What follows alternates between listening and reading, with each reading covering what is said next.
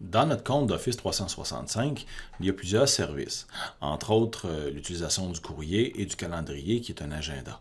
Alors, le calendrier, la façon qu'il fonctionne quand on active dessus, c'est le même qu'on peut afficher dans Outlook à l'ordinateur. Donc, le calendrier avec l'application Outlook d'Office 2016 ou 2013, c'est le même calendrier. C'est juste que l'affichage en ligne nous permet de consulter le calendrier sans qu'on ait notre ordinateur sous la main. Et si on ajoute un compte, notre compte Exchange à un iPad, par exemple, ou un iPhone, ou n'importe quelle autre tablette, eh bien, on est capable d'accéder à notre calendrier. Alors, la version en ligne ressemble un petit peu à celle qu'il y a dans Office. On peut modifier l'affichage pour voir, exemple, le mois au complet, la journée, la semaine, ainsi de suite. On a les journées de notre calendrier. On est capable de se promener à travers le calendrier de l'année, en changer les mois ici dans le coin en haut à droite. On a nos groupes et calendriers partagés qu'on a d'ajouter. Si on a besoin d'ajouter des calendriers de salle, exemple, de notre établissement, on peut le faire facilement. Alors, la façon que ça fonctionne, c'est que si on veut ajouter un événement, on peut cliquer 2 fois et on ajoute les détails de notre événement. Donc, on peut choisir la date. Est-ce que c'est toute la journée? C'est de telle heure à telle heure? Est-ce qu'on doit le répéter? On le met dans notre calendrier qu'on a ici. On peut demander un rappel aussi, combien de temps avant on veut avoir une alerte qui nous avertit qu'on avait un événement dans le calendrier. On peut aussi ajouter des gens pour que ça devienne une réunion. Donc, un rendez-vous, c'est quand c'est personnel. Une réunion, c'est avec d'autres personnes. Donc, l'autre personne va recevoir une alerte comme quoi on l'invite à la réunion et elle va pouvoir l'ajouter elle-même directement dans son calendrier en acceptant. Et un petit assistant de planification qui nous permet de voir le calendrier des autres, voir s'il y a des moments qui sont libres.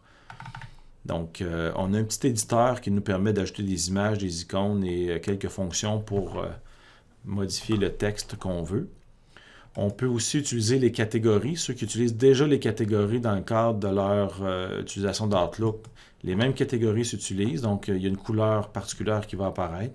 Ce qui est intéressant aussi dans 365, c'est qu'on peut attribuer une petite icône qui va nous permettre de montrer une certaine, un peu comme les couleurs, mais un symbole qui va nous permettre de le remarquer plus facilement.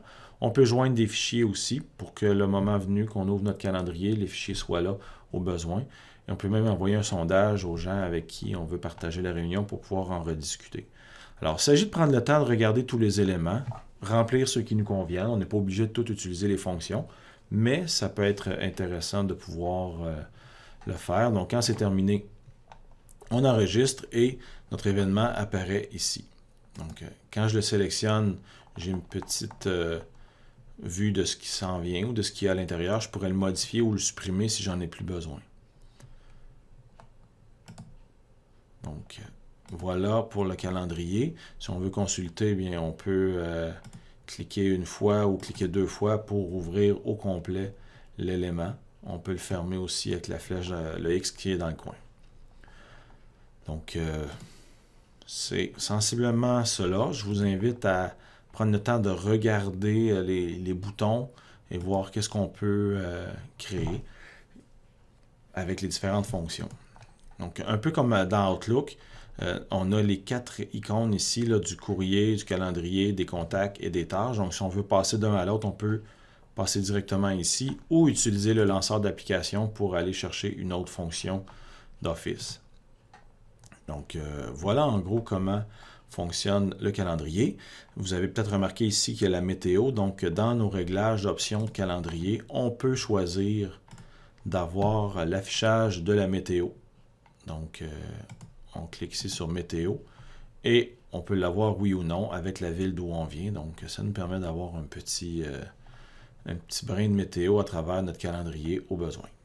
Alors, voilà pour l'utilisation du calendrier. Comme je vous disais, si on utilise notre compte sur un appareil mobile, c'est le même calendrier qui va apparaître. Et même chose lorsqu'on utilise Outlook. Avec Outlook d'Office, c'est exactement le même calendrier aussi qu'on va pouvoir consulter.